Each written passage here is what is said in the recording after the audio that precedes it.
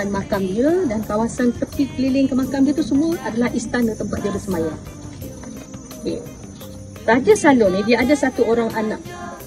Anak dia ni dia macam lebih kurang tak siuman sangat lah. Dan anak dia suka main keris.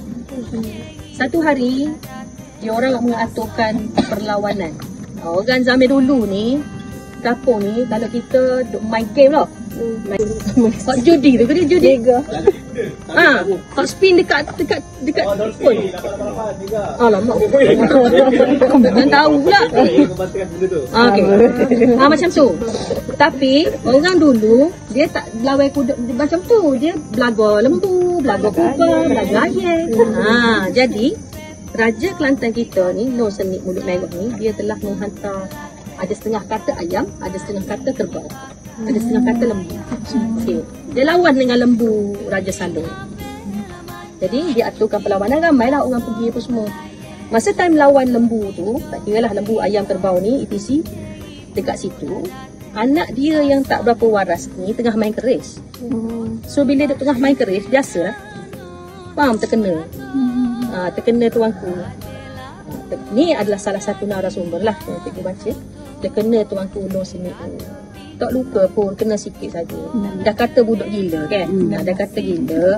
Tak okey lah ambil sangat kisah budak gila ni.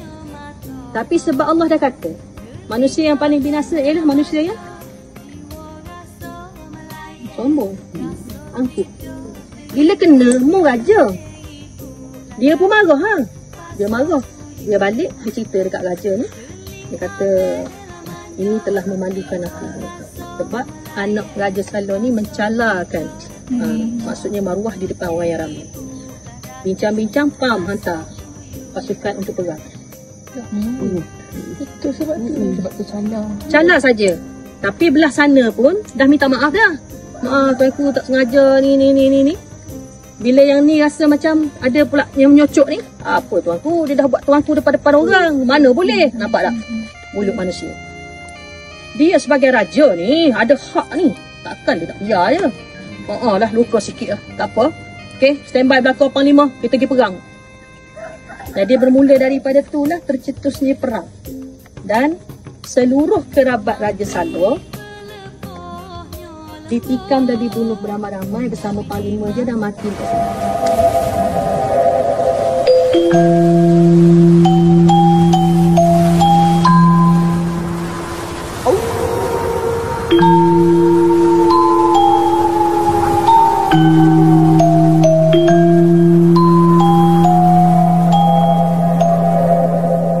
Mamut rasa kamanungsa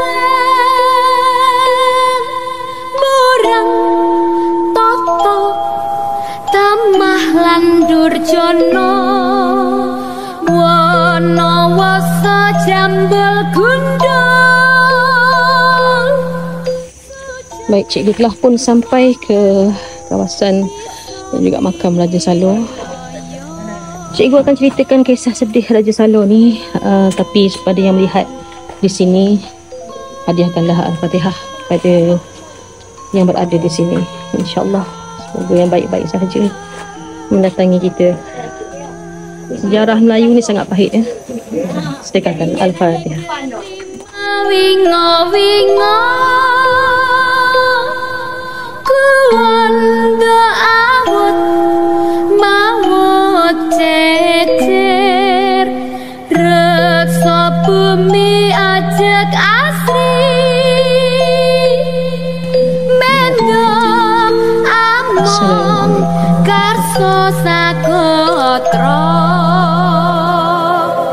rane amlas asih tumrap marto watek nalendra kang enut api loso mingkara yang widi jagat noto janoloko datan betul laku karmo